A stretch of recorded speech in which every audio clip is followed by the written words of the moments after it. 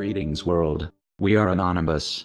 The United States Congress is preparing to attempt to pass a new law this coming week that, if enacted, would essentially remove President Donald Trump from power and amount to an open declaration of war on the entire Federation, and that President Putin has vowed will be met by force.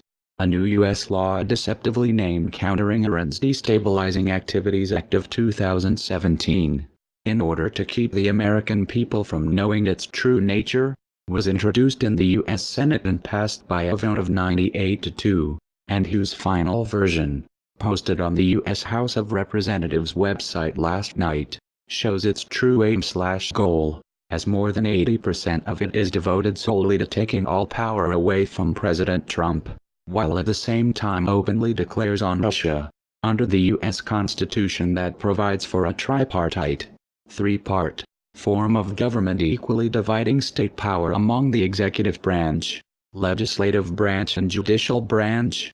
President Trump is the federal official primarily responsible for the relations of the United States with foreign nations, but should this new law pass this week, it would remove all such powers from the executive branch, giving them, instead, to the U.S. Congress, who shockingly in the final version of this bill takes executive orders signed by President Barack Obama and makes them law.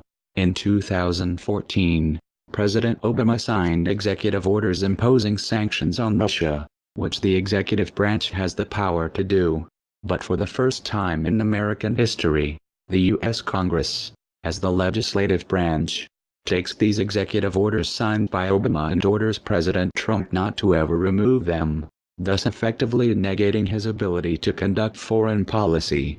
This new law, also, contains a section titled Imposition of Sanctions with respect to persons engaging in transactions with the intelligence or defense sectors of the government of the Russian Federation that forbids President Trump, the Pentagon, and all U.S. intelligence agencies, from cooperating in any way with Russian intelligence agencies or military, to include battling Islamic terrorists. A section of this new law titled Sanctions with respect to the development of pipelines in the Russian Federation, further orders President Trump to destroy all energy-related activities in Russia, with another section titled Modification of Implementation of Executive Order 13662 stating that President Trump is, also, to begin the complete destruction of Russia's railways, mining and metal sectors that employ millions.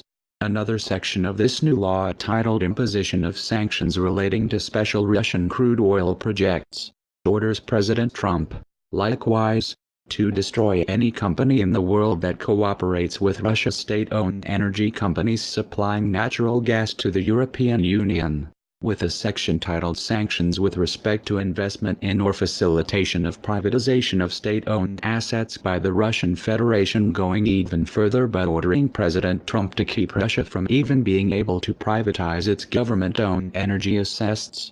That in the U.S. is called capitalism.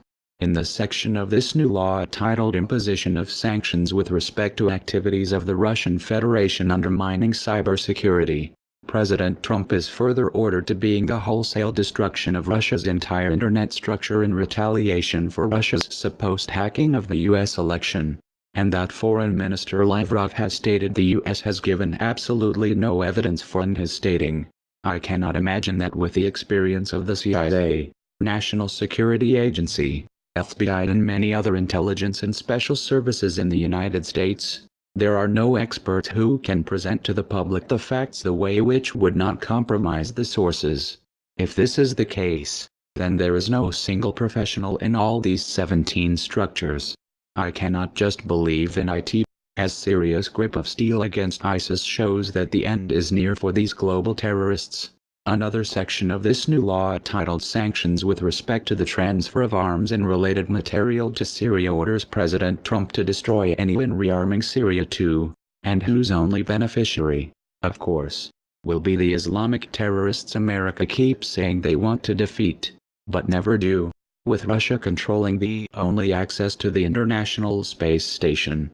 The only seemingly favorable section of this new law is titled Exception relating to activities of the National Aeronautics and Space Administration, but whose words are actually meaningless, as President Putin has previously stated all U.S. access to this space station will be denied upon sanctions being enacted, and has further ordered the shutting down of 11 bases controlling the Americans' worldwide GPS system, as Germany has warned the U.S. of retaliation when these sanctions harm their interests, and the EU is, likewise, warning that these unilateral actions by the U.S. Congress will most assuredly have unintended consequences.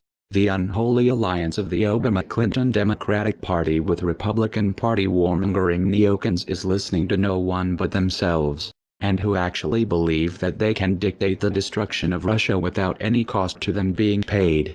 The only apparent sane people left in the US and EU who know full well that Russia will never allow this new American law to destroy them are the military leaders of NATO, who by the day are becoming more and more concerned as Russia's summer war games, named Zapad West 2017, are set to kick off in September when this new US law is set to take effect, and that is already setting off alarm bells all across Europe, particularly due to Chinese and Russian warships massing off the very doorstep of Europe for the first time in history, with Foreign Minister Lavrov stating earlier today that the American establishment was still in shock due to President Trump's election, and that his deep state enemies want to make the life of this administration miserable as they speak about impeaching him. He nevertheless believes Trump can survive and war can averted, but most certainly not due to the U.S. mainstream fake news propaganda media whom Lavrov commented on by bluntly stating, "Frankly, I read the news from the United States less and less.